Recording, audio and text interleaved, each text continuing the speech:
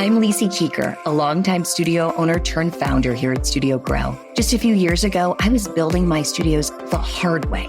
So I didn't have the team, the budget, or most importantly, the time. Now, if you speed up to today, I sold my wildly profitable studios in the mid 7 figures while serving my community in ways I could have only dreamed. Now I work with thousands of boutique fitness studio owners in over 40 countries, and I am so blessed to share some of the best tested strategies for our industry every single week. I created this podcast so you'd always have clear, actionable processes, tried and tested advice, and just some good old-fashioned inspiration.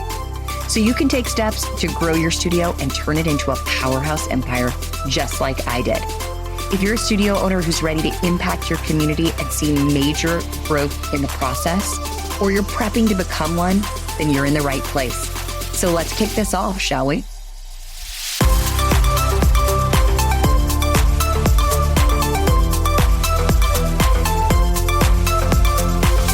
Hey everybody, and welcome back to the Business of Boutique Fitness podcast. I'm your host today, Alina, and I am the Director of Start Your Studio Profitably here at Studio Grow. Today, we're going to be diving deep into a conversation that can really unlock the next level of your growth and allow you to step away from being an owner-operator into that owner and investor mindset. And we're really going to be looking at how you make that shift today, and that's all about your team.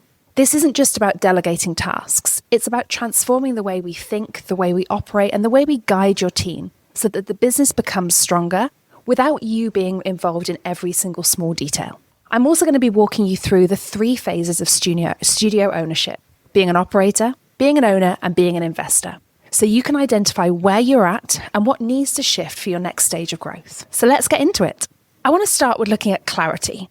And this is where we really identify where we're at in the business and the role between a manager versus a leader. What really is that difference? For me, managers focus on execution. They focus on the schedules, the tasks, the logistics, the performance tracking. They ensure everything is done correctly and everything runs smoothly day to day. A leader, however, focuses on the vision, the people, the culture, and the development, the strategy. They develop and ensure the right things are getting done at the right time and that the team feel connected and empowered throughout. And in your studio, that might look like a manager noticing a front desk staff member not following the script and reminds them to stick to it. Whereas a leader might ask, which part of this feels unnatural? How can we make it feel more aligned and effective for you and your clients? And both roles are really important. Every business needs both. But if you stay only in manager mode, your growth will eventually plateau because you become the ceiling of your business. So let's talk about some of the common traps we see owners fall into. Most boutique studio owners start as operators. We're all owner-operators usually right at the beginning of this journey. You're teaching, you're cleaning, you're covering front desk, you're managing, you're doing sales. You're in every single detail of your business. And that's often necessary in the beginning. We've got to get our hands dirty sometimes. But the trap is staying in that role for too long. And here's what that looks like. You may feel exhausted. You're working 50, 60, 70 hours a week trying to wear all of these different hats at all times. And you don't feel like you can step away because no one else can do it like you perhaps do it. Or you perhaps micromanage every single detail because you don't trust the team to deliver. Or perhaps you stopped investing in leadership because you're just too busy keeping the ship afloat and just managing those day-to-day tasks. And the truth is, if you don't step into leadership and make that shift, you're always going to be the bottleneck of your business. So let's talk about those 3 phases I referenced earlier: the operator, the owner, and the investor. The operator. This is where you're doing it all. You're teaching classes, managing bookings, selling memberships, cleaning toilets. This is the hustle phase where it's scrappy, it's often personal, and you're often feeling quite overwhelmed in those early days. And you're ultimately the heart of the business, and everything relies on you. And the risk to that: burnout, zero scalability, and everything breaks if you take a day off, let alone a week off. The next phase is when we really truly step into that owner phase. And this is where you start shifting into systems. You hire staff and delegate operations. You build those key SOPs that allow you to start thinking about scaling and taking your business to that next level. You focus on things like team culture and client experience.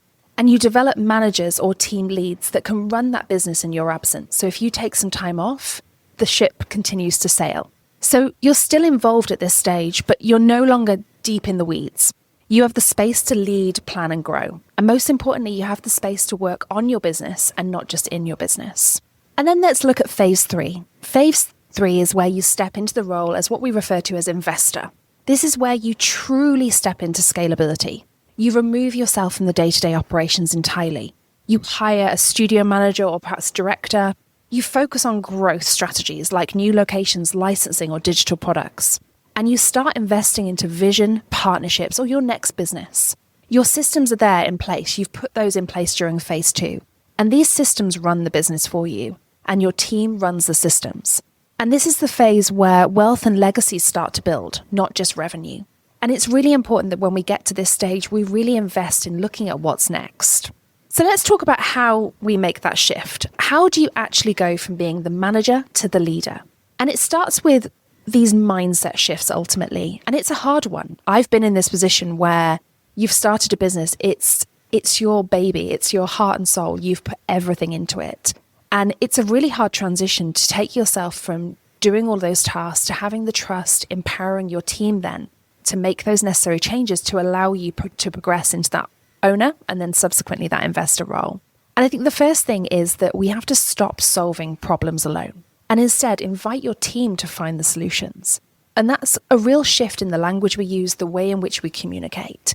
Instead of just when they come to you giving them the answer, ask them, what would you do in this situation? The next thing is letting go of perfectionism and aiming for progress rather than control. So actually give your team the space to experiment, the space to learn, the space to grow. And as long as there are key kind of frameworks around that, there's expectations, there's KPIs, it gives them the autonomy to actually own something and take control there. The third thing here is developing people, not just processes. So really invest in your team. It's something we don't do enough of. We invest in the skills they need to do their day-to-day jobs, such as how to check someone in or how to teach a class. But we forget about the skills of actually how to lead a business, those softer skills often that are about the people rather than the process. And lead with vision. Communicate clearly why the work matters, not just what needs to get done. And don't feel afraid to share what's going on, what the results are, what the targets are with your team. And lastly, we touched on this already, but invest in your team. Train them, coach them, have those growth conversations and, give them regular feedback. But this also applies to you as well. We've got to be investing and learning every single day if we want to grow ourselves. And these are really the kind of high ROI actions that are going to help you take those next steps. So ask yourself, what's one task I'm still holding on to right now that someone else could own with the right support? And I guarantee you there'll be a list of things that come up that actually you don't need to be doing. So let's bring it home with a quick recap and action plans. So firstly, know the difference between a manager and a leader and really reflect on where you sit on that scale at the moment. The second is to look at which phase of growth you're in. Are you the operator, the owner, or the investor? And then that allows us to recognize the traps and start stepping out of them and start planning on how we're going to move into that next phase and when we want to achieve that by. And lastly, embrace leadership as your new lever for scale. So I want you to do one thing off the back of this conversation. I want you to choose one team conversation this week where you'll act like the leader, not the manager. So listen more, coach, and empower them. So hopefully there's been some interesting takeaways for you today in this podcast. Please do like and subscribe and share with your friends. And we look forward to seeing you back on the Business of Boutique Fitness podcast.